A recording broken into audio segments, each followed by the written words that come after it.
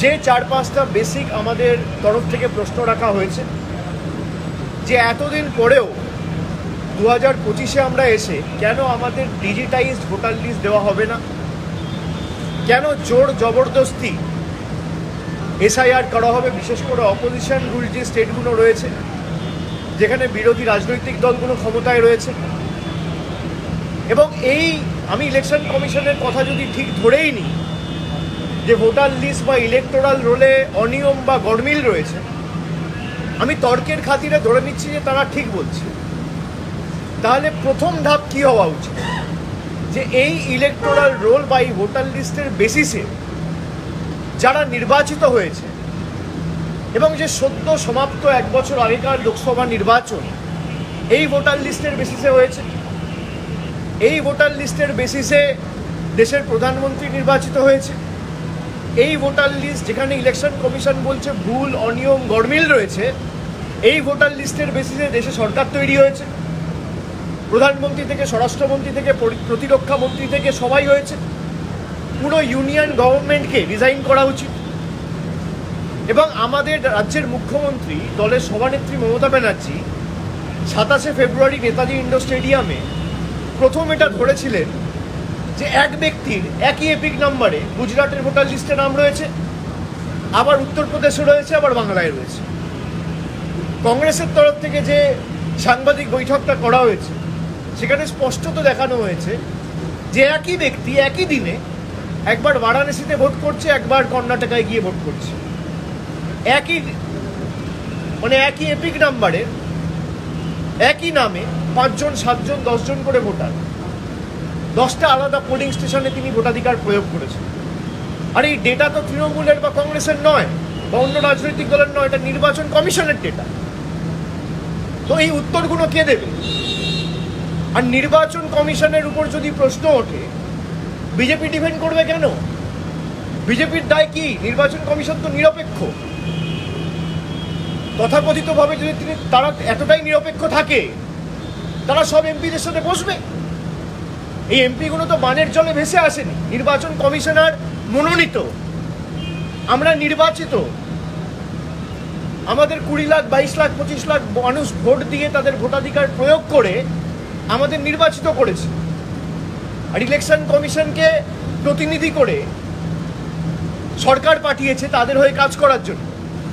যে কটা প্রতিষ্ঠান আছে সব কটা প্রতিষ্ঠানকে তাদের কৃতদাস এবং তল্পিবাহকে পরিণত করেছে এই বিজেপির সরকার। গতকালকের যে ঘটনা, তাদের কাছে যদি প্রকৃত সদুত্তর থাকতো তাহলে আপনি দেখা করতেন, কথা বলতেন।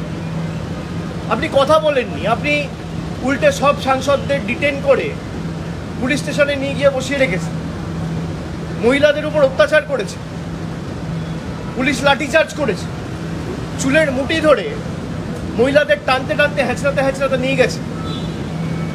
আমাদের কালকে একাধিক সাংসদ, এমনকি মিতালি বাগ, সেও অসুস্থ হয়ে পড়েছে, আপনারা দেখেছেন, পুলিশের অত্যাচারের কারণে।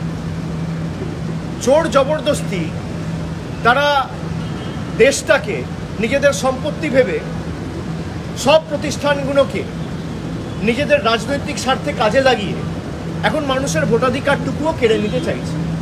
আমরা এটা করতে দেবো না। কালকের যেটা দেখেছেন আপনারা, এটা সবে শুরু। আমি আগেও বলেছি, আবারও বলছি, যদি বাংলা থেকে একটা মানুষ যার ভোটার লিস্টে যে প্রকৃত ভোটার যদি তার নাম বাদ যায় এবং বিজেপি যদি ভাবে যে মানুষের ভোটাধিকার কেড়ে নিয়ে আমরা দেশটাকে আমাদের রাজনৈতিক সম্পদ হিসেবে ব্যবহার করব, আমরা যে ভাষায় বিজেপি বোঝে সেই ভাষায় আমরা জবাব দিতে জানি।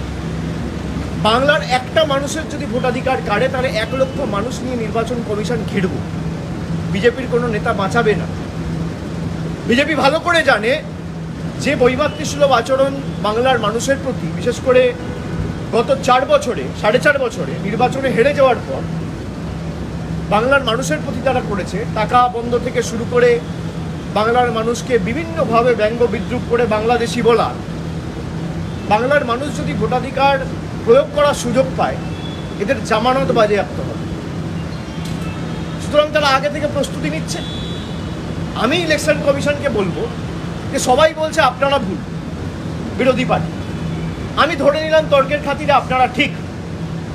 আপনারা যদি ঠিক হন, তাহলে প্রথম পদক্ষেপ যদি এই ভোটার লিস্টে গডবিল থাকে, তাহলে ফার্স্ট স্টেপ শুড বি যে তৎকালীন যিনি চিফ ইলেকশন কমিশনার ছিল রাজীব কুমার, তার বিরুদ্ধে ক্রিমিনাল প্রসিডিং ইনিশিয়েট করা, তার বিরুদ্ধে নির্বাচন কমিশন থেকে এফআইআর করা, যে তার তত্ত্বাবধানে, তার ভিজিলেন্সে, তার সুপারভিশনে যে জেনারেল ইলেকশন 1 বছর আগে হয়েছে, সেখানে যদি ভোটার লিস্টে গডমিল থাকে আর ফেক ভোটার থাকে এবং সত্যি বাংলাদেশি থাকে, তাহলে তার বিরুদ্ধে ক্রিমিনাল প্রসিডিং ইনিশিয়েট করে সেই ভোটার লিস্টের বেসিসে যারা নির্বাচিত হয়েছে সবার পদত্যাগ করা উচিত। এবং তারা যদি পদত্যাগ করে, তাহলে প্রধানমন্ত্রীর পদত্যাগ করা উচিত। এই ভোটার লিস্টের বেসিসেই প্রধানমন্ত্রী, স্বরাষ্ট্রমন্ত্রী নির্বাচিত হয়েছে। এই ভোটার লিস্টের বেসিসেই আগামী দিন উপরাষ্ট্রপতি বা রাষ্ট্রপতি সাংসদদের ভোটে নির্বাচিত হবে। তাহলে পুরোটাই যদি বেনিয়ম বা অনিয়ম বা ভেজাল বা কোনো ফেক নাম থেকে থাকে, তাহলে ফার্স্ট স্টেপ হিসেবে তারা রিজাইন করুক। সারা দেশের মানুষ এসআইআরকে স্বাগত জানাবে। আমি বলছি আপনারা যদি এসআইআর করতে চান, আপনাদের বক্তব্য কি?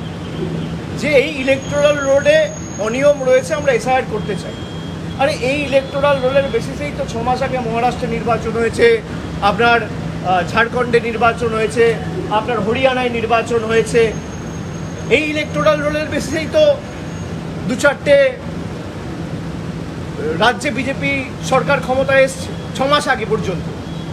এই ভোটার লিস্টের বেসিসেই তো কেন্দ্রে সরকার ক্ষমতায় এসছে, বিজেপি 240টা সিট পেয়েছে।